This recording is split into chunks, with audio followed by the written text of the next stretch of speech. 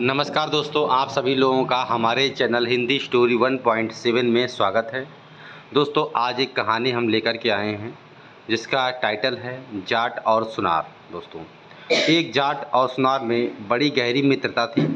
एक बार जाट सुनार के घर गया। सुनार ने अपने मित्र की बड़ी आवभगत की।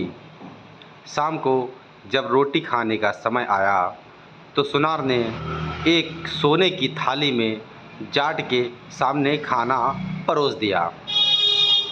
जाट की दृष्टि उस थाली पर पड़ी।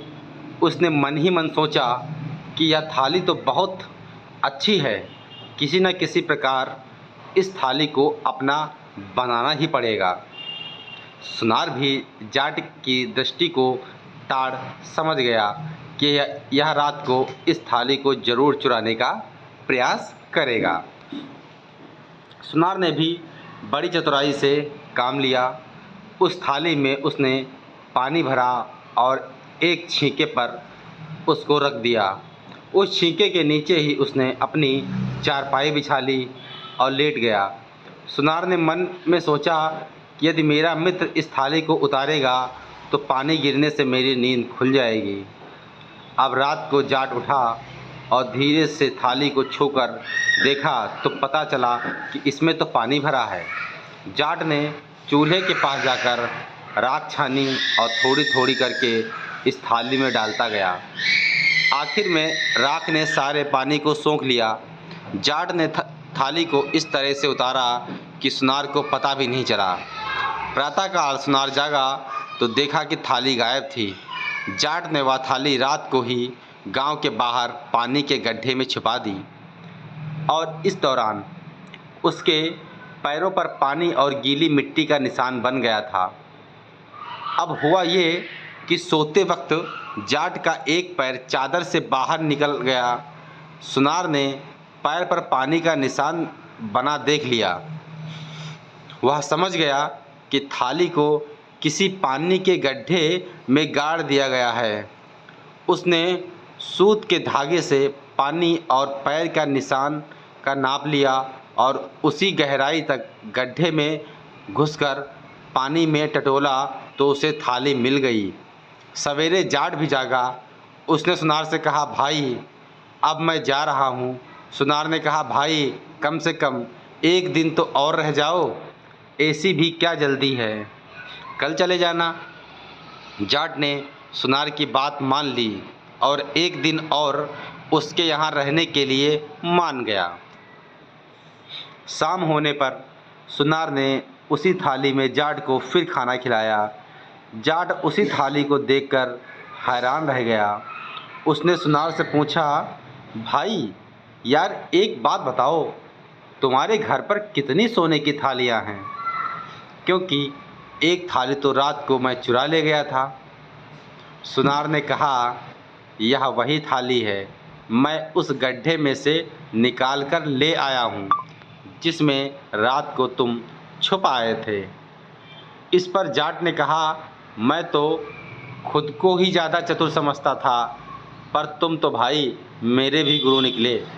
हमें अपनी दोनों की चतुराई को लाभ जरूर उठाना चाहिए। तो चलो कहीं कोई व्यापार करने चलते हैं। इस पर सुनार ने भी सहमत जताई और दोनों व्यापार करने के लिए घर से निकल पड़े। चलते चलते एक शहर में पहुँचे। आगे चलकर उन्होंने देखा कि बहुत से लोग एक लाश के लिए शमशान की ओर जा रहे हैं। मतलब एक लाश लिए शमशान की ओर जा रहे थे। सुनार ने जाट से कहा, लगता है कोई बड़ा आदमी मरा है, हम अपना धंधा यहीं से शुरू करते हैं। शमशान पर जाकर जहां लाश जली वहां उन दोनों ने एक सुरंग बनाई। उस सुरंग में सुनार को बैठा दिया। जाट सेठ के बारे में सब पता करने के बाद सेठ के घर पहुंच गया। वहां आकर उसने पूछा कि सेठ जी कहाँ हैं? सेठ के लड़कों ने कहा, उनकी तो मृत्यु हो गई है, अभी उनको जलाकर हम लोग आए हैं। ये बात सुनकर जाट बड़े ज़ोर ज़ोर से रोने लगा। सेठ के लड़कों ने उससे रोने का कारण पूछा। जाट ने कहा, सेठ के पास मेरे 10,000 रुपये जमा थे, अब मुझे कैसे मिलेंगे? सेठ के लड़कों ने कहा, यदि बही खाते में रुपए जमा होंगे तो आपको आपके रुपए अवश्य मिल जाएंगे। बही खाता देखा गया, पर कहीं भी जाट के नाम से रुपए जमा होने की बात नहीं लिखी थी। तब जाट ने कहा, हो सकता है सेठ जी ने मेरे पैसे बही खाते में ना लिखे हों, पर मैंने रुपए तो ज़रूर जमा कराए थे। आप सब लोग मरघट में मेरे साथ चलो, यदि मेरे रुपए सच्चे हैं तो सेठ जी खुद ही बोल देंगे। सेठ के लड़कों ने जाट की बात मान ली और सब मिलकर शमशान में पहुँचे। सेठ के लड़के जाट को चिता के पास ले गए। चिता के पास खड़ा होकर जाट ने ज़ोर से आवाज़ दी, अरे ओ सेठ जी, मैंने जो 10,000 रुपये तुम्हारे पास जमा किए थे वो बही खाते में नहीं मिल रहे हैं। अगर मैं सच बोल रहा हूँ तो हाँ बोल दो, नहीं तो ना बोल दो। चिता के पास सुरंग में बैठे सुनार ने आवाज़ लगाई, बच्चों, इस आदमी के पैसे मेरे पास जमा थे, इसका एक एक पैसा चुका देना, नहीं तो मुझे नरक में जाना पड़ेगा। सेठ के लड़कों ने इसे अपने पिता की आवाज़ समझा और घर आकर जाट को 10,000 रुपये दे दिए। रुपए पाकर जाट ने सोचा कि सुनार को मरने दो, सब रुपए अपने ही घर ले चलूं। इधर सुनार ने भी सोच लिया कि इतने सारे रुपए लेकर वह मेरे पास तो बिल्कुल भी नहीं आएगा, अब तो कोई और ही उपाय सोच लेना चाहिए। सुनार ने बहुत ही अच्छे और कीमती जूते खरीदे। जूतों को लेकर वह उसी रास्ते पे गया जो जाट के गांव को जाता था। सुनार ने रास्ते में एक जगह पर उस जोड़ी में से केवल एक जूता गिरा दिया। दूसरा जूता आगे चलकर कोई 100-200 गज की दूरी पर गिरा दिया और खुद छिपकर एक जगह बैठ गया। जाट रुपयों की गठरी लेकर आया। उसने रास्ते में पड़ा एक जूता देखा। जूता उसको बहुत पसंद आ गया, पर एक जूते का वह क्या करता, छोड़कर आगे चला गया।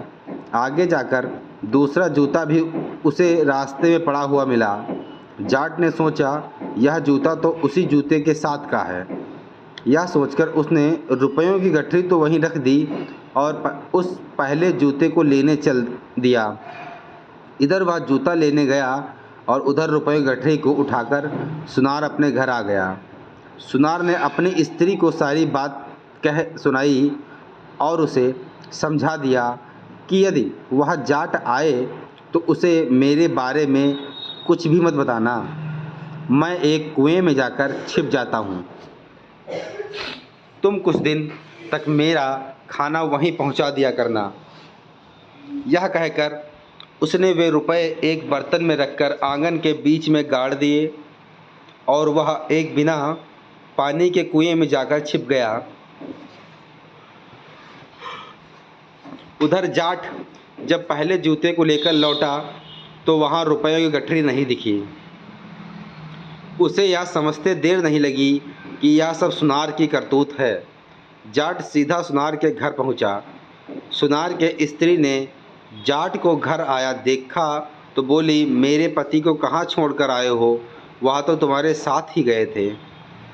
जाट ने उत्तर दिया, क्या वह अभी तक घर नहीं आया? सुनार की स्त्री ने कहा, नहीं, वह अब तक घर नहीं आए हैं।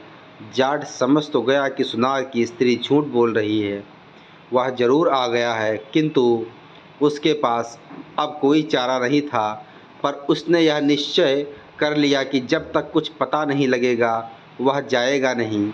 सुनार की स्त्री रोज़ खाना बनाती, खाना लेकर सूखे कुएं में खाना देती और फिर दूसरे कुएं पर से पानी भरकर आ जाती।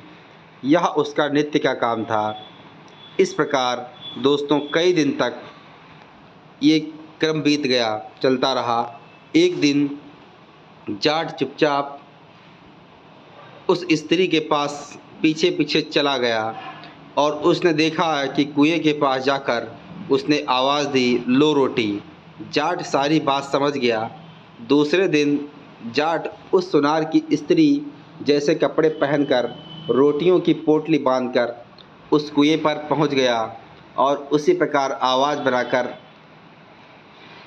बोला, लो रोटी। फिर क्या था?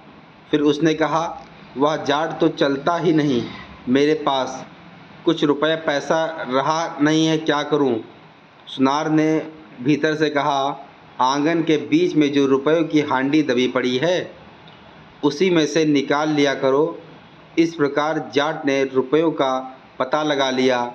सुनार की स्त्री रोज़ की तरह रोटी लेकर गई और आवाज़ लगाई, लो रोटी।